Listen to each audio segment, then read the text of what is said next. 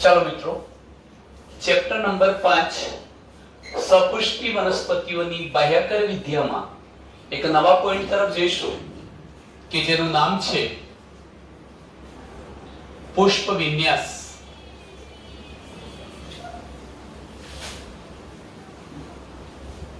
મિત્રો, તમે જાણો છો વિન્યાસનો મતલબ થાય છે ગોઠવણી. વિન્યાસનો મતલબ થાય ગોઠવણી. અહીંયા આપણે કોની ગોઠવણીને સમજવી છે? પુષ્પોની ગોઠવણી. પણ એ પહેલા એક શબ્દની સમજૂતી મેળવી લઈએ. એ શબ્દ છે પુષ્પીય અક્ષ. કોને કહેવાય? પુષ્પીય અક્ષ એટલે શું? અને ત્યારબાદ આપણે વ્યાખ્યાને સમજીએ છીએ પુષ્પ વિન્યાસ. હું એક આકૃતિ દોરીશ મિત્રો આ પ્રકારે. જેમ કે આ કોઈ એક વનસ્પતિ છે. આ વનસ્પતિનો હવાઈ ભાગ તમે જાણો છો કે જમીનથી ઉપર રહેતો ભાગ છે વનસ્પતિનો, અને એને આપણે નામ આપીએ છીએ પ્રરોહ તંત્ર. એમાં પ્રકાંડ છે, એક મુખ્ય અક્ષ છે. એના પર તમે જાણો છો કે ગાંઠો હશે. તો પ્રકાંડ પર ગાંઠો છે.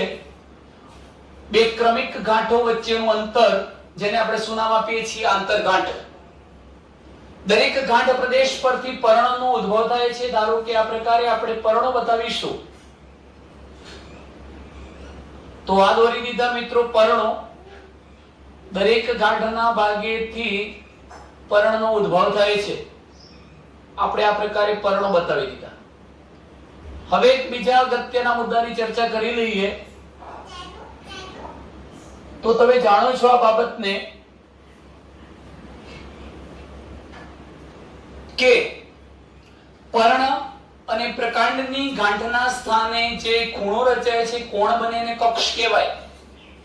કક્ષમાં કક્ષ કલિકા આવેલી હોય છે, અને આ કક્ષ કલિકા કાં તો શાખાઓ બનાવે છે, કાં તો પછી એ પુષ્પમાં પરિણમે છે.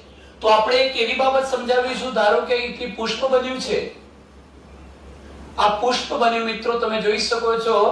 એમાં હું પુંકેસર ચક્ર પણ બતાવી દઉં છું અને સ્ત્રીકેસર ચક્ર પણ બતાવું છું. એક પુષ્પ દોર્યું. હું આ પ્રકારે અહીંયા બીજું પુષ્પ બતાવી શકું. આ બીજા નંબરનું આપણે પુષ્પ બતાવ્યું. એ રીતે તમે પુષ્પ બતાવી શકો. ધારો કે અહીં પણ આપણે પુષ્પ બતાવીએ છીએ. આ બાબત પણ તમારે યાદ રાખવી છે મિત્રો કે પુષ્પો હંમેશા કક્ષમાં જ હોય છે એવું નહીં, ટોચ પણ પર હોય. ટોચ ઉપર પણ હોય એટલે પુષ્પ અગ્રીય પણ હોય અને કક્ષીય પણ હોય. બે શબ્દો લખું છું. પુષ્પ ટોચે ઉદ્ભવે છે તો અગ્રીય, અને કક્ષમાં ઉદ્ભવે છે તો પુષ્પ કક્ષીય કહેવાય. ટોચ ઉદ્ભવે છે ટોચ પર તો અગ્રીય, અને કક્ષમાં ઉદ્ભવે તો કક્ષીય પુષ્પ. એક બાબત બીજી સમજી લો મિત્રો કે પુષ્પ જે પર્ણની કક્ષમાંથી ઉત્પન્ન થાય એ પર્ણને નિપત્ર કહેવાય. શું કહેવાય? નિપત્ર. પુષ્પ જે પર્ણની કક્ષમાંથી ઉત્પન્ન થાય છે એને શું કહેવાય? નિપત્ર. હવે હું આ જ આકૃતિને સિમ્બોલિક ફિગર સ્વરૂપે બતાવું છું. સિમ્બોલિક ફિગર જુઓ કે જેમાં આ એક અક્ષ બતાવી દીધી મેં. એના પર તમે જોઈ શકો છો હું આ પ્રકારે નિપત્રો બતાવું છું. નિપત્રોનો મતલબ કે પર્ણ જ છે, પણ જે પર્ણની કક્ષમાંથી આ પર્ણ એ જ નિપત્ર. જે પર્ણની કક્ષમાંથી પુષ્પ ઉત્પન્ન થાય એને નિપત્ર કહેવાય. મેં આ નિપત્રો સિમ્બોલિક ફિગરમાં નિપત્રો બતાવી દીધા છે મિત્રો. હવે તમે જોઈ શકો છો કે આ નિપત્રો દોર્યા પછી હું કેવી રચના બતાવું છું. તો મેં આ પુષ્પનો દંડ બતાવ્યો. આ તમે જોઈ શકો છો આટલું પુષ્પ અને આ પુષ્પનો દંડ એટલે સદંડી પુષ્પ બતાવ્યું છે અત્યારે એવું માની લો. આ પુષ્પ દંડ બતાવ્યો. એમાં હું આ પુષ્પ બતાવું. પુષ્પ માટે મેં આ એક સિમ્બોલ આપ્યો છે. આ પુષ્પ. ચાલો આ પુષ્પ દંડ, બીજું પુષ્પ. આ રીતે આપણે અનેક પુષ્પો બતાવી શકીએ. આ થઈ આની જે સિમ્બોલિક ફિગર, જેમાં હું આને નિપત્ર કહી દઈશ. નિપત્ર. અને આ શું છે? પુષ્પ છે. હવે આ શબ્દ સમજાવું છું. પુષ્પીય અક્ષ એટલે શું? હું આ અક્ષને કે આ અક્ષને પુષ્પીય અક્ષ કહીશ. કેમ? જે અક્ષ પુષ્પો ધારણ કરે છે अथवा जे अक्ष पर पुष्पो आवेला छे ते अक्षने पुष्पीय अक्ष कहे छे। तो लखीए व्याख्या कि पुष्प अथवा पुष्पो धारण करती अथवा पुष्पो धरावती अक्षने શું કહેવાય છે? પુષ્પ વિન્યાસ અક્ષ કહે છે। તો આ પુષ્પ વિન્યાસ અક્ષ થઈ, પુષ્પીય અક્ષ, પુષ્પ વિન્યાસ અક્ષ પણ કહેવાય। આ પુષ્પીય અક્ષ પર પુષ્પોની ગોઠવણીની ભાત, પુષ્પો કેવી રીતે ગોઠવાયેલા છે, કેવા પ્રકારે ગોઠવાયેલા છે, પુષ્પીય અક્ષ પર પુષ્પોની ગોઠવણીની ભાતને શું કહેવાય છે? પુષ્પ વિન્યાસ। તો બીજી વ્યાખ્યા લખીએ છીએ, પુષ્પીય અક્ષ પર પુષ્પોની ગોઠવણીની ભાતને શું કહેવાય છે? પુષ્પ વિન્યાસ। પુષ્પીય અક્ષ પર પુષ્પોની ગોઠવણીની ભાતને પુષ્પ વિન્યાસ કહે છે। તો આપણે આ ચર્ચા કરતી હતી પુષ્પ વિન્યાસની। તો મિત્રો ચલો હવે આપણે પુષ્પ વિન્યાસના પ્રકારો કેટલા છે એની ચર્ચા કરવી છે। હું સર્વપ્રથમ તો થોડો એક તમને ચાર્ટ આપી દઉં છું કે પુષ્પ વિન્યાસના પ્રકારો મુખ્યત્વે બે છે। આ બે પ્રકાર કઈ બાબતના આધારે પડ્યા છે એની ચર્ચા કરીએ એ પહેલા આપણે ચાર્ટ લખી દઈએ। બુકમાં મિત્રો માત્ર બે જ પ્રકારની સમજૂતી આપી છે, પણ આ ટોપિકને થોડોક આપણે ડિટેલમાં સમજવાનો પ્રયત્ન કરીએ। પુષ્પ વિન્યાસના બે પ્રકારો પૈકી પ્રથમ પ્રકાર છે અપરિમિત પુષ્પ વિન્યાસ અને બીજો પ્રકાર છે પરિમિત પુષ્પ વિન્યાસ। આ બે પ્રકારો થયા। હવે આપણે અપરિમિત પુષ્પ વિન્યાસમાં પેટા પ્રકારો લેવા હોય તો આટલા શબ્દો લખી શકો, કલગી પ્રકારનો અપરિમિત પુષ્પ વિન્યાસ, સુકી પ્રકારનો અપરિમિત પુષ્પ વિન્યાસ, નિલંબ સુકી પ્રકારનો અપરિમિત પુષ્પ વિન્યાસ, માસલ સુકી પ્રકારનો અપરિમિત પુષ્પ વિન્યાસ, છત્રક પ્રકારનો અપરિમિત પુષ્પ વિન્યાસ અને સ્તબક પ્રકારનો અપરિમિત પુષ્પ વિન્યાસ। આ 6 પ્રકારમાંથી મિત્રો હું તમને એકાદ બે પ્રકારોની ખાલી સમજૂતી આપી દઈશ। બાકીના પ્રકારો આપણા સિલેબસમાં આમે બધા જ નથી એટલે એને જોવાની જરૂરિયાત નથી, પણ સમજણ માટે આપણે બે ત્રણ પ્રકારોની ચર્ચા કરીશું। પરિમિત પુષ્પ વિન્યાસના પણ પેટા પ્રકારો પડે છે। આ પેટા પ્રકાર કુલ 4 છે। એમાં પ્રથમ છે એકાકી પરિમિત પુષ્પ વિન્યાસ, પ્રથમ પ્રકાર। એક શાખી પરિમિત પુષ્પ વિન્યાસ, આ બીજો પ્રકાર। દ્વિશાખી પરિમિત પુષ્પ વિન્યાસ, ત્રીજો પ્રકાર। અને ચોથો પ્રકાર છે બહુશાખી પરિમિત પુષ્પ વિન્યાસ। 4 પ્રકારો થયા, એકાકી, એક શાખી, દ્વિશાખી અને બહુશાખી પરિમિત પુષ્પ વિન્યાસ। હું હજુ પણ આગળ જઈ તમને એક શાખી પરિમિતમાં બે પ્રકારો સમજાવીશ। એક શાખી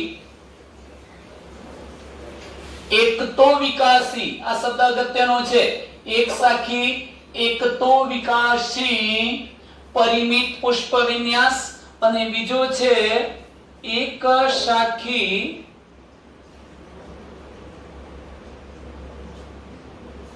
ઉભયતો વિકાસી પરિમિત પુષ્પ વિન્યાસ। આટલા પ્રકારોની આપણે મિત્રો અહીંયા ચર્ચા કરવી છે। હવે જરા ખાસ આ બીજા બધાની કોઈની જરૂરિયાત નથી, પણ હું તમને અહીંયા ઉદાહરણ આપવા માંગુ છું। આમાં આપણે ઉદાહરણ હેમેલિયા લખવું છે, હેમેલિયા નામની વનસ્પતિ, હેમેલિયા। અને આનું ઉદાહરણ હું આપું છું હાથી સૂંઢી નામની વનસ્પતિ। આનું આપવું હોય તો પણ આપણે આપી શકીએ. જુઈ છે, પારિજાતક, નિક્ટિન્થસ કહેવાય, પારિજાતક, આવા ઉદાહરણ આપી શકાય. બહુશાખીના પણ ઉદાહરણો આપી શકીએ આપણે. કરેણ છે, આકડો જેવી વનસ્પતિઓના ઉદાહરણો આપી શકાય. અહીં એકાકીમાં દારૂડી જેવી વનસ્પતિનું ઉદાહરણ તમે આપી શકો. ચાલો મિત્રો, આ બધી જ બાબતોને આપણે સમજીએ પહેલા એક સૌથી મહત્વના પોઈન્ટ તરફ જઈએ છીએ. એ પોઈન્ટ કયો છે? બરોબર ધ્યાનથી સમજજો કે ધારો કે મેં કોઈ આ એક પ્રરોહ દોર્યું છે અથવા તો પુષ્પી અક્ષ દોરી છે. એ પહેલા તમે પુષ્પ શું છે એની વ્યાખ્યા જરા સમજી લો. પુષ્પ કોને કહેવાય? હું પુષ્પની વ્યાખ્યા આપું છું. પુષ્પ એ લિંગી પ્રજનનનું વિશિષ્ટ કાર્ય કરવા માટે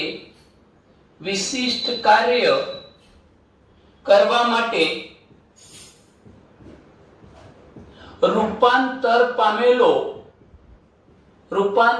પામેલો પ્રરોહનો ભાગ છે. પ્રરોહ તંત્રનો અથવા પ્રરોહનો ભાગ છે. શું મતલબ થાય છે સમજો મિત્રો. આ જે પુષ્પ ઉત્પન્ન થયું છે એનું કાર્ય છે લિંગી પ્રજનનનું. તમે જાણતા હશો કે લિંગી અને અલિંગી પ્રજનન એટલે શું? તો જો વનસ્પતિના મૂળ, પ્રકાંડ અને પર્ણમાંથી નવો કોઈ છોડ બની જાય તો અલિંગી પ્રજનન. પરંતુ પુષ્પના પુંકેસર અને સ્ત્રીકેસર દ્વારા ઉત્પન્ન થતા નર અને માદા પ્રજનન કોષોના ફલન દ્વારા બીજ બને અને છેવટે એમાંથી નવી વનસ્પતિ બને તો તે કયું પ્રજનન? લિંગી પ્રજનન. તો લિંગી પ્રજનનનું વિશિષ્ટ કાર્ય કરવા માટે રૂપાંતર પામી ગયેલો પ્રરોહનો જ પ્રરોહ તંત્રનો ભાગ એને શું કહેવાય? પુષ્પ. આ કેવી રીતે રૂપાંતરિત થયો? ખરેખર તો જ્યાં પુષ્પ હતું ત્યાં શાખા પણ બનવી જોઈતી હતી. સતત જ્યાં પુષ્પ હોય એનો સતત આગળ વિકાસ થવો જોઈતો હતો. એમાંથી આ પુષ્પ કેવી રીતે બની ગયો હું એ ઘટનાને સમજાવું છું.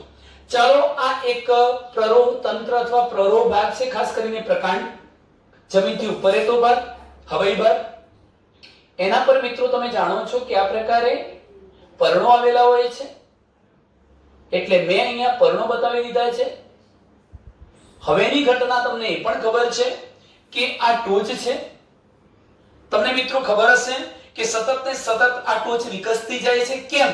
કારણ કે ત્યાં એક અગત્યની બાબત જેને આપણે અગ્રીય વર્ધનશીલ પ્રદેશ કહીશું. એનો મતલબ એ થાય કે આ ટોચના ભાગે વર્ધનશીલ પેશી આવેલી છે જેના કોષો સતત ને સતત કોષ વિભાજન કરી નવા કોષો બનાવશે અને એ રીતે આ પ્રકાંડની લંબાઈમાં શું કરશે? વધારો. જો મિત્રો પ્રકાંડની લંબાઈમાં વધારો થાય છે તો શું થવાનું? જો આ પ્રકારની લંબાઈમાં વધારો થાય તો ફરી એના પર ગાંઠો તો હોવાની. સાથે સાથે જેટલું પ્રકાંડ લાંબુ બનવાનું, બે ગાંઠો વચ્ચેનું અંતર એટલે આંતરગાંઠ એ પણ વિસ્તરવાની. પણ એવું અહીંયા થવાનું નથી. કેમ? હું તમને સમજાવું છું. બીજો પોઈન્ટ કે અહીંયાથી પણ શું બનવું જોઈતું હતું? શાખા બનવી જોઈતી હતી. કક્ષકલિકા શાખામાં ફેરવાય. તમે એ પણ જાણો છો કે એના પર પણ ગાંઠો હોય. હવે મિત્રો આ શાખા બની છે એનો મતલબ એ થયો કે ગાંઠો તો છે, ગાંઠો પરથી આ રીતે પર્ણો પણ ઉદ્ભવવા જોઈએ. પણ મેં તમને સ્થિતિ શું બતાવી છે? આ આકૃતિમાં નથી તો મેં આગળનો વિકાસ બતાવ્યો કે નથી પછી અહીંયા કોઈ શાખા બતાવી. હું બંને ભાગે પુષ્પ બની ચૂક્યા છે એવું બતાવું છું. એનો મતલબ એ થયો કે આ શાખા બની અને જો સતત ને સતત લાંબી વિકસતી જાય તો એની ટોચે પણ શું હોવું જોઈએ? એના ટોચના ભાગે શું હોવું જોઈએ? વર્ધનશીલ પ્રદેશ હોવો જોઈએ. પણ થાય છે શું? આ જે અગ્રીય એટલે ટોચે આવેલો, અગ્રીય એટલે ટોચે, અહીંયા ટોચ કહેવાય, આની પણ આ ટોચ કહેવાય. જો આ વિકસી ગઈ હશે તો ટોચ અહીં હશે, પણ હજુ વિકસવાનું શરૂ કરશે તો કદાચ ટોચ અહીં ક્યાંક હશે. યાદ રાખો. હવે આ અગ્રીય વર્ધનશીલ જે પ્રદેશ હતો એ રૂપાંતર પામી જાય છે। જો અગ્રીય વર્ધનશીલ પ્રદેશ રૂપાંતર પામી જાય છે શામાં? પુષ્પીય વર્ધનશીલ પ્રદેશમાં રૂપાંતરિત થઈ જાય છે। મહત્વનો પોઈન્ટ મિત્રો બરોબર ધ્યાનથી સાંભળજો કે પ્રરોનો અગ્રીય વર્ધનશીલ પ્રદેશ પુષ્પીય વર્ધનશીલ પ્રદેશમાં પરિણમી જાય છે। આ અગ્રીય વર્ધનશીલ પ્રદેશ પુષ્પીય વર્ધનશીલ પ્રદેશમાં પરિણમી જાય છે। હવે જો એ પુષ્પીય વર્ધનશીલ પ્રદેશમાં પરિણમી જતો હોય તો એના કારણે આંતરગાંઠો વિસ્તરણ પામતી નથી। જુઓ શું થવાનું મિત્રો કે ધારો કે આ ભાગ અગ્રીય વર્ધનશીલ પ્રદેશ એ પુષ્પીય વર્ધનશીલ પ્રદેશમાં ફેરવાઈ ગયો એટલે નવી આંતરગાંઠો વિસ્તરણ પામવાની નથી કારણ કે આ લંબાઈમાં વધારો નથી થવાનો। આ અક્ષ આટલે અટકી જવાની એટલે આટલો ફેરફાર થયો। એક તો અક્ષ સંકુચિત બની, અક્ષ શું થઈ? સંકુચિત બને છે। અને જો અક્ષ સંકુચિત બને તો તમે વિચારો કે આ અક્ષ છે અને એ જો સંકુચિત બની જાય તો બધી જ આંતરગાંઠો જાણે કે ભેગી થઈ ગઈ હોય એવું લાગશે। અહીંયા બધી જ આંતરગાંઠો શું થઈ જવાની? ભેગી થઈ જવાની કારણ કે આંતરગાંઠોનું વિસ્તરણ નથી થવાનું અને દરેક ગાંઠ પરથી જ્યાં પર્ણ બનવું જોઈતું હતું એની જગ્યાએ પુષ્પીય બહિરુદ્ધ ભેદ બની જવાના। પુષ્પીય બહિરુદ્ધ ભેદ ઉપાંગો એટલે શું? તો વજ્ર ચક્ર, દલ ચક્ર, પુંકેસર ચક્ર અને સ્ત્રી કેસર ચક્ર બની જવાનું। આ મિત્રો એવું કહી શકાય, સાંભળજો આ બાબતને ધ્યાનમાંથી। હું શું કહું છું કે આ શું છે? શાખા। શાખાનો ટોચનો ભાગ એટલે અગ્રીય વર્ધનશીલ પ્રદેશ। આ ધારો કે નથી એવું માની લઈએ છે આટલે છે અગ્રીય વર્ધનશીલ પ્રદેશ, આનો અગ્રીય વર્ધનશીલ પ્રદેશ આટલે છે। હવે આ અગ્રીય વર્ધનશીલ પ્રદેશ પુષ્પીય વર્ધનશીલ પ્રદેશમાં ફેરવાય એનો મતલબ કે એને પુષ્પમાં પરિણમી જવું છે માટે આ આંતરગાંઠો વિસ્તરતી નથી। બધી જ આંતરગાંઠો ધારો કે એક જગ્યાએ ભેગી થઈ ગઈ એવું તમને લાગશે એટલે પુષ્પ વિન્યાસ અક્ષ આખી અક્ષ સંકુચિત બની ગઈ। જેમ કે અહીંયા સંકુચિત, અહીંયા પણ મેં સંકુચિત બતાવી છે। હવે પરિસ્થિતિ શું થવાની? દરેક ગાંઠ પરથી ખરેખર પર્ણ બનવું જોઈએ એની જગ્યાએ વજ્રપત્રો, દલપત્રો, પુંકેસર, સ્ત્રીકેસર આવા ભાગો બની જવાના। અહીં પણ બની જવાના, અહીં પણ બની જવાના એટલે એ રચના શામાં પરિણમી ગઈ એમ કહેવાય? પુષ્પમાં પરિણમી ગઈ। તો આટલો મુદ્દો યાદ રાખવો છે કે પ્રરોનો અગ્રીય વર્ધનશીલ પ્રદેશ, અહીંયા પણ લખી શકો અગ્રીય વર્ધનશીલ પ્રદેશ એ રૂપાંતરિત થઈને પુષ્પીય પ્રવર્ધમાં ફેરવાઈ જાય છે। એને પરિણામે આ જે પુષ્પ વિન્યાસ અક્ષ હતી એ સંકુચિત બની જાય છે, આંતરગાંઠોનું વિસ્તરણ થતું નથી, દરેક ગાંઠ પરથી પર્ણ ઉત્પન્ન થવું જોઈએ એની જગ્યાએ પુષ્પના બહિરુદ્ધ ભેદ એટલે વજ્રચક્ર, દલચક્ર, પુંકેસર અને સ્ત્રીકેસર ચક્ર ઉદ્ભવે છે અને આ રીતે પુષ્પ બની જાય છે। શું કરવા માટે? લિંગી પ્રજનનનું વિશિષ્ટ કાર્ય કરવા માટે। રૂપાંતર પામેલા પ્રરોતંત્રના ભાગને આપણે શું નામ આપીશું મિત્રો? પુષ્પ। ચાલો હવે આપણે ઘટનાને સમજીએ છીએ કે પુષ્પ વિન્યાસના બે પ્રકારો પાડવામાં આવ્યા છે, અપરિમિત અને પરિમિત। કઈ બાબતના આધારે? તો હું એક શબ્દ લખું છું, પુષ્પીય અક્ષ। આખી અક્ષને પુષ્પીય અક્ષ કહીશું। આ પુષ્પીય અક્ષ એની ટોચ શું પુષ્પમાં પરિણમી જાય છે કે નથી પરિણમતી? એટલે પુષ્પીય અક્ષ પુષ્પમાં ફેરવાય છે કે નથી ફેરવાતી? આ બાબતને આધારે પુષ્પ વિન્યાસના મુખ્ય બે પ્રકાર પાડવામાં આવે છે। કયા બે પ્રકાર છે? અપરિમિત અને પરિમિત। ચાલો પહેલો શબ્દ આપણે ગણીએ છીએ કે અપરિમિત એટલે શું? અપરિમિત। બીજી બાજુ હું લખી દઉં છું મિત્રો પરિમિત। પરિમિત પુષ્પ વિન્યાસ। પરિમિત એટલે મર્યાદિત, સીમિત વૃદ્ધિ દર્શાવશે અને અપરિમિત એટલે અમર્યાદિત, અસીમિત। શું અર્થ થાય? બરોબર ધ્યાનથી સમજજો કે હું કોઈ એક પુષ્પ વિન્યાસ અથવા પુષ્પીય અક્ષ દોરું છું એવી જ પુષ્પીય અક્ષ હું અહીંયા પણ દોરું છું. અત્યારે તમને બંને પુષ્પીય અક્ષ સરખી લાગે છે મિત્રો. પરિણામે શું થવાનું છે જોજો. જો આ પુષ્પીય અક્ષની ટોચે આવેલી અગ્રકલિકા પુષ્પમાં પરિણમી જાય છે, અમે શું દોરી દીધું? પુષ્પ. જો ટોચ પુષ્પમાં ફેરવાઈ જાય છે તો તે પુષ્પ વિન્યાસ પરિમિત બની ગયો. એનો અર્થ એ થયો કે હવે આ પુષ્પીય અક્ષ લંબાતી નથી, આગળ વૃદ્ધિ પામતી નથી, એનો વિકાસ અટકી જાય છે. એટલે હું શબ્દ લખું છું કે પુષ્પીય અક્ષની ટોચ જો પુષ્પમાં પરિણમે અથવા ફેરવાઈ જાય તેથી પુષ્પ વિન્યાસ અક્ષ કા તો પુષ્પીય અક્ષની વૃદ્ધિ અટકી જાય, અવરોધાય તો તે પુષ્પ વિન્યાસને પરિમિત પુષ્પ વિન્યાસ કહેવાય. એને પરિણામે હવે નીચેના જે પર્ણો હતા ત્યાંથી શાખાઓ ઉત્પન્ન થવાની છે. ઘટના હું તમને સમજાવું છું. ચાલો અહીં જુઓ મિત્રો.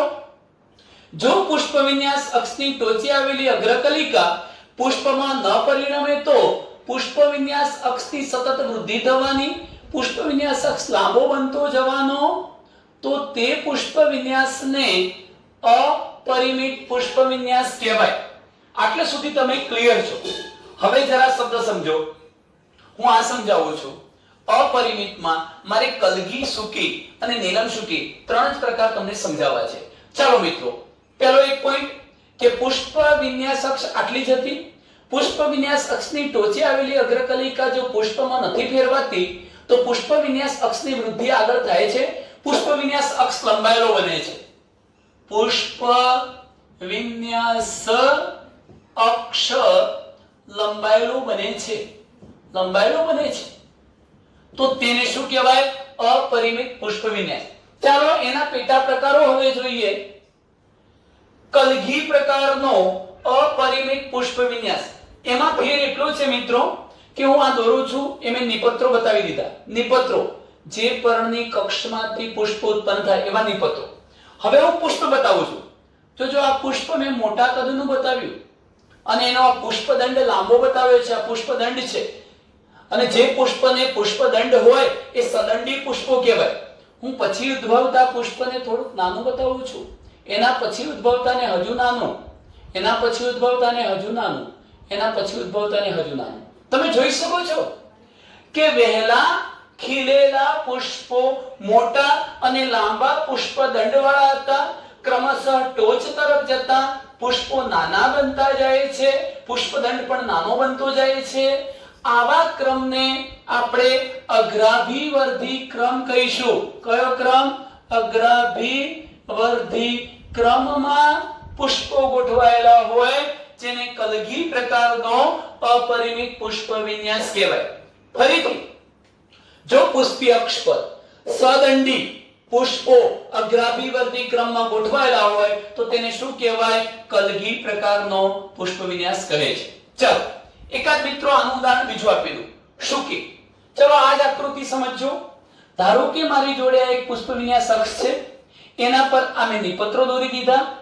એટલે જે પર્ણની કક્ષમાંથી પુષ્પ ઉત્પન્ન થયા એવા નિપત્રો. મેં અહીંયા એક મોટું પુષ્પ બતાવ્યું છે, પછી એનાથી નાનું, એનાથી નાનું, હજુ નાનું અને સૌથી નાનું બતાવું છું.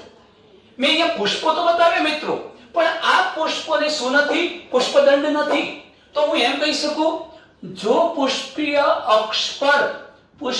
અક્ષ પર અદંડી પુષ્પો ગોઠવાયેલા હોય. કેવા? અદંડી પુષ્પો. એ પણ અગ્રાભિવર્ધી ક્રમમાં, કેમ કે નીચેના મોટા, ટોચ તરફ જતા નાના, અગ્રાભિવર્ધી ક્રમમાં ગોઠવાયેલા હોય ત્યારે બનતા પુષ્પ વિન્યાસને શુકી પ્રકારનો અપરિમિત પુષ્પ વિન્યાસ કહેવાય. જ્યારે આ શુકીની જે ધરી હતી એ ટટ્ટાર ન રહે અને શુકીની ધરી આમ નીચે લબડી પડેલી હોય તો મિત્રો તમે જુઓ કે આ તો બધા શું થઈ જવાના? નિપત્રો. આ નિપત્રો થઈ ગયા. અને હું અહીંયા પુષ્પ બતાવું છું, મોટું, નાનું, એના કરતા નાનું, હજુ પણ નાનું. તમે જુઓ તો આ ટોચ તરફ જઈએ એમ પુષ્પો કેવા અગ્રાભિવર્તી ક્રમમાં અદંડી પુષ્પો ગોઠવાયેલા છે અને શુકીની ધરી નબળી નીચે લટકતી હોય ત્યારે એને શું કહેવાય? નીલમ શુકી કહે છે. મિત્રો બીજા પ્રકારો પણ છે. ડુંગળીમાં છત્રક જોવા મળે, છત્રીના સળિયા છે. સૂર્યમુખીની અંદર સ્તબક, અળવી વગેરેમાં માસલ શુકી. પણ એટલું ડિટેલમાં જવાની કોઈ જરૂરિયાત નથી. ચાલો ત્યાર પછી હું હવે વાત કરું છું પરિમિતની. મિત્રો ફરી એકવાર ધ્યાનથી સમજી લેજો કે પરિમિત પુષ્પ વિન્યાસ એટલે શું? જો પુષ્પ વિન્યાસ અથવા પુષ્પીય અક્ષની ટોચે આવેલી અગ્રકલિકા પુષ્પમાં ફેરવાઈ જાય છે, પરિણામે પુષ્પીય અક્ષ અથવા પુષ્પ વિન્યાસ અક્ષની વૃદ્ધિ અટકી જાય, આગળ પુષ્પીય વિન્યાસ અક્ષ લંબાયેલો ન બને, એની વૃદ્ધિ અટકે, પુષ્પ વિન્યાસ અક્ષ સંકુચિત બની જાય, તો તેને શું કહેવાય? પરિમિત પુષ્પ વિન્યાસ કહે છે. હવે પરિમિતમાં હું તમને બધા જ પેટા પ્રકારો સમજાવું છું. બહુ સરળ ટોપિક છે મિત્રો, ચારે ચાર. ચાલો અહીં જરા ધ્યાન રાખજો. અહીંથી આપણે જોઈશું ક્રમશઃ આપણે આકૃતિઓ દોરીશું અને ત્યારબાદ ટોપિકને સમજીએ.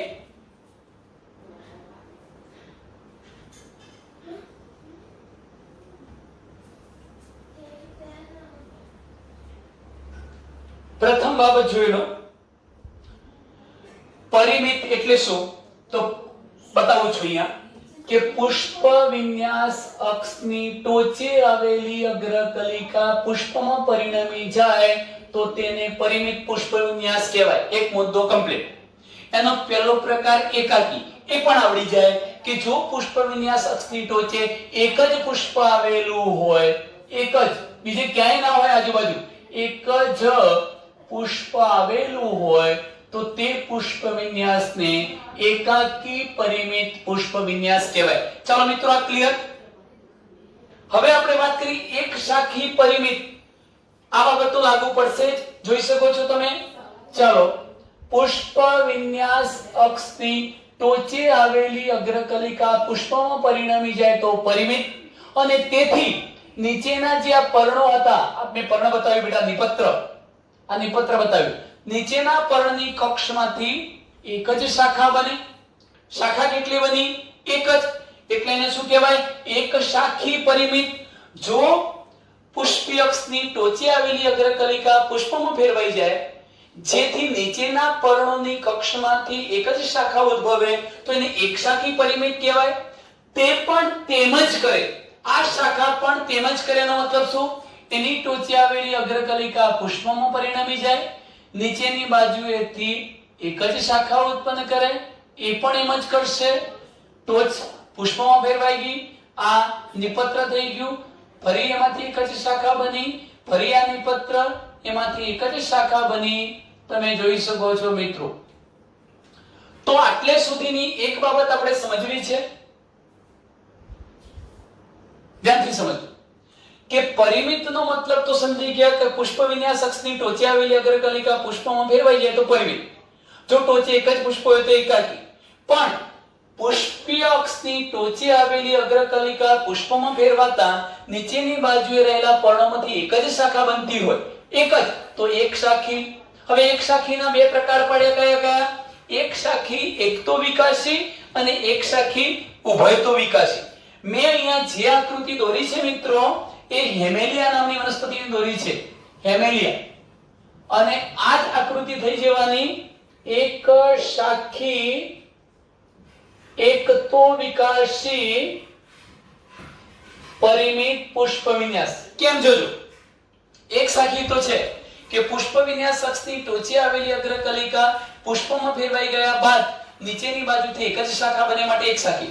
હવે એક શાખીના પ્રકાર, એક શાખી એકતો વિકાસી અને ઉભયતો વિકાસી. એકતો વિકાસી એક જ બાજુએ વિકાસ. કેવી રીતે જુઓ મિત્રો? ધારો કે હું અથવા કરીને આ આકૃતિને આ રીતે પણ દોરી શકું કે મેં આ પુષ્પ વિન્યાસ અક્ષ બતાવી દીધી, ટોચે આવેલી અગ્રકલિકા પુષ્પમાં ફેરવાઈ ગઈ, આ એનું નિપત્ર થઈ ગયું, એક જ શાખા બની એટલે એક શાખી, ફરી પાછી એક જ શાખા બની, ફરી પાછી આ એક જ શાખા બની, ફરી પાછી મિત્રો એક જ શાખા બની. હું આવી આકૃતિ દોરી શકું આ બાજુ પણ દોરી શકું. એનો મતલબ શું થયો? બંને આકૃતિઓ સાચી છે, બંનેને એક શાખી એકતો વિકાસશીલ કહેવાય. કેમ? વ્યાખ્યા થાય કે પુષ્પ વિન્યાસ અક્ષની ટોચે આવેલી અગ્રકલિકા પુષ્પમાં પરિણમી જાય, જેથી નીચેની બાજુથી એક જ શાખા બને, એક શાખી. આ શાખા ત્યારબાદ કોઈ એક જ બાજુએ શાખાઓ સર્જે. જો મિત્રો જમણી બાજુ, જમણી બાજુ, જમણી બાજુ, જમણી બાજુ, કોઈ એક જ બાજુ, કાં તો પછી આ એક જે શાખા સર્જાઈ ડાબી બાજુ, ડાબી બાજુ, ડાબી બાજુ, ડાબી બાજુ, જમણી કે ડાબી બાજુ, જમણી અને ડાબી નહીં, જમણી કે ડાબી બાજુએ એક જ શાખા સર્જ્યા કરે તો તેને એક શાખી એકતો વિકાસી પરિમિત પુષ્પ વિન્યાસ કહેવાય. ઉદાહરણ થાય હેમેલિયા. ચલો મિત્રો આ સમજાવું છું. આ પહેલો પ્રકાર થયો એક શાખીનો. આ બીજો પ્રકાર સમજો ત્યાં કે આ શું દોર્યું? પુષ્પ વિન્યાસ અક્ષની ટોચે આવેલી અગ્રકલિકા પુષ્પમાં પરિણમી ગઈ. આકૃતિ એની એ જ છે. તેથી નીચેના પર્ણોની કક્ષમાંથી એક શાખા બની, એની એ જ આકૃતિ, એ પણ પુષ્પમાં પરિણમી ગઈ. પણ હવે નીચેની બાજુએ આવેલા પર્ણોમાંથી જે એક શાખા બની, અગ્રકલિકા પુષ્પમાં ફેરવાઈ, પાછી નીચેથી એક જ શાખા બની, એટલે એક શાખી તો કહેવાય. પુષ્પ બની ગયું, નીચેથી પાછી એક શાખા બની, પાછી નીચેથી એક શાખા બની. આમાં બેમાં તમને શું તફાવત લાગે છે મિત્રો? કે પુષ્પીય અક્ષની ટોચે આવેલી અગ્રકલિકા પુષ્પમાં પરિણમી ગયા બાદ નીચેની બાજુથી એક જ શાખા બનતી હોય તો એક શાખી. પણ હવે જોજો, જો આ રીતે નિર્માણ પામેલી એક શાખા ત્યારબાદ કોઈ એક જ બાજુ એટલે જમણી કાં તો ડાબી બાજુએ શાખાઓ સર્જે તો એક શાખી એક તો વિકાસી. પરંતુ આ રીતે સર્જાયેલી એક શાખા ત્યારબાદ ડાબી જમણી, ડાબી જમણી બંને બાજુએ શાખા સર્જે તો તેને એક શાખી ઉભયતો, એટલે બંને બાજુ ઉભય, બંને ડાબી અને જમણી બંને બાજુ શાખા સર્જે તો તેને શું કહેવાય? એક શાખી ઉભયતો વિકાસી. ઉદાહરણ થશે હાથી સુંઢી નામની વનસ્પતિ. કઈ મિત્રો? હાથી સુંઢી. અને આ કયું ઉદાહરણ છે? એક શાખી ઉભયતો વિકાસી પરિમિત પુષ્પ વિન્યાસ. ચાલો આટલું ક્લિયર થઈ ગયું. હવે તો બિલકુલ સિમ્પલ પોઈન્ટ છે. દ્વિશાખીની વાત કરીએ છીએ મિત્રો. દ્વિશાખીમાં શું થાય જરા ધ્યાનથી સમજજો. દ્વિશાખીમાં શું ઘટના બને જુઓ. ચલો પુષ્પ વિન્યાસ અક્ષની ટોચ પુષ્પમાં પરિણમી ગઈ. નીચેની બાજુએ હું નિપત્રો આ રીતે બતાવી દઉં. ચલો પર્ણો જેવા એટલે વધુ સરળતાથી સમજી શકો. નિપત્રો બે બતાવ્યા, તેથી બે કક્ષમાંથી બે શાખા બની, એક અને બે. ફરી એ પણ એમ જ કરે એટલે એની અગ્રકલિકા પુષ્પમાં ફેરવાઈ ગઈ અને નીચેની બાજુથી આ બે પર્ણોની, આ જે બે પર્ણો થયા મિત્રો, બે નિપત્રો, એમાંથી બે શાખાઓ બની, એક બે. આમ હવે તમે જુઓ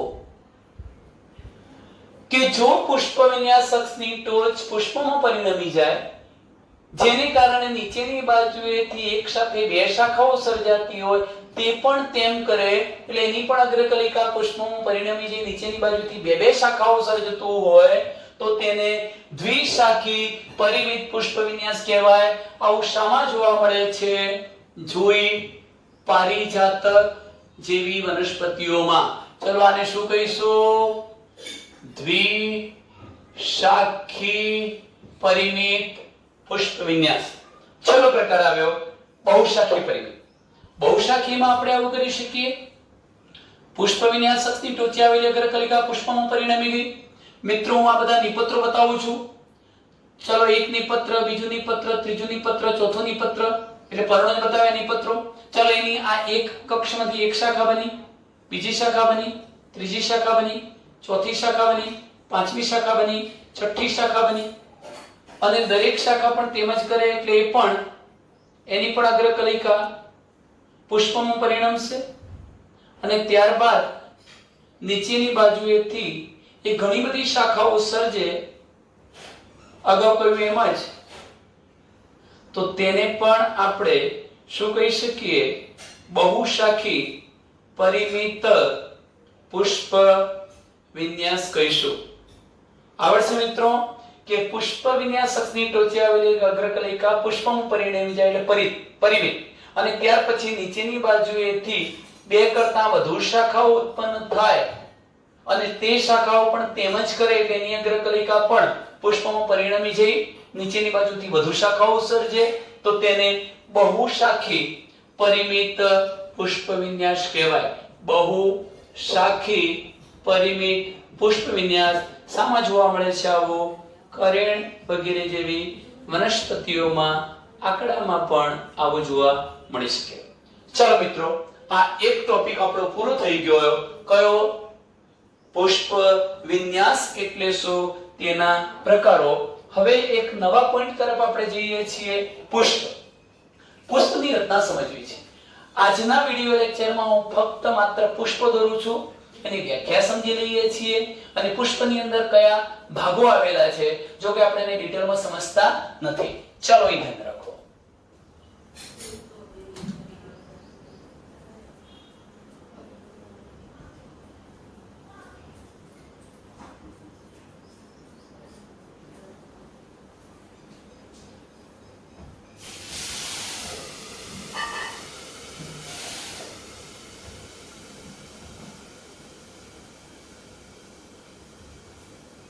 ચલો મિત્રો, પુષ્પની વ્યાખ્યા તો આપણે આપી ચૂક્યા છીએ કે આવૃત બીજધારી વનસ્પતિઓમાં લિંગી પ્રજનનનું વિશિષ્ટ કાર્ય કરવા માટે રૂપાંતર પામેલા પ્રરોતંત્રના ભાગને શું કહેવાય છે? પુષ્પ. ચાલો લખું છું. પુષ્પ શું છે? તો આવૃત બીજધારી વનસ્પતિઓમાં લિંગી પ્રજનનનું વિશિષ્ટ કાર્ય કરવા માટે રૂપાંતર પામેલા અથવા રૂપાંતરિત થયેલા પ્રરોહના ભાગને શું કહેવાય છે? પુષ્પ. મિત્રો, આપણે એક આકૃતિ દોરીએ છીએ. આને સમજવા માટે હું ધતુરાનું લાક્ષણિક પુષ્પ દોરું છું અને ત્યાર પછી એના વર્ણનને સમજતા જઈએ. તમે અહીંયા મુદ્દાઓ સમજી શકો છો મિત્રો. ચાલો અહીંયા ધારો કે હું સર્વપ્રથમ એક રચના બતાવું છું. મેં સ્ત્રી કેસર દોર્યું છે. હું તમને એ પણ સમજાવીશ કે સ્ત્રી કેસરને મુખ્યત્વે 3 ભાગ હોય છે. બીજાશય, પરાગવાહિની અને પરાગાસન. આ સ્ત્રી કેસર ચક્ર કહેવાય. બીજા નંબરનો પાઠ હું બતાવું છું, અલગ પેનથી બતાવું, સરળતાથી તમે સમજી જઈ શકશો. મેં આ પ્રકારની રચના બતાવી છે. એ શું છે? તો આ જે છે મિત્રો, નીચેનો ભાગ એ પુષ્પદંડ છે. પુષ્પદંડ. અને આ પુષ્પદંડનો ટોચનો ફૂલેલો વિસ્તૃત બનેલો આ જે ભાગ છે, રેડ પેનથી બતાવ્યો છે, એનું પુષ્પાસન છે. પુષ્પાસન એનો મતલબ પુષ્પના 4 ચક્રો જેના પર આસન ગ્રહણ કરે છે એવો ભાગ. તો પુષ્પદંડનો ટોચનો ભાગ ફૂલેલો વિસ્તૃત હોય છે જેને પુષ્પાસન કહેવાય. ઘણી વખત આપણે પુષ્પાસનને અને પુષ્પદંડને સંયુક્ત રીતે પુષ્પાક્ષ પણ કહીએ છીએ. પુષ્પી અક્ષ પણ કહીશું આખાને. હવે તમે વિચારો, મેં એક બતાવ્યો. બીજા નંબરના ભાગને બતાવવા માટે તમારે મિત્રો શું કરવું છે? તો બીજા નંબરના ભાગને બતાવવા માટે તમે જોઈ શકો છો કે હું અલગ પેનનો ઉપયોગ કરું છું. અહીંથી એક આ પ્રકારે સળંગ લીટી તમારે દોરી દેવાની અહીં સુધી, અને એવી જ બીજી લીટી મિત્રો આપણે અહીંથી દોરીએ છીએ આ રીતે.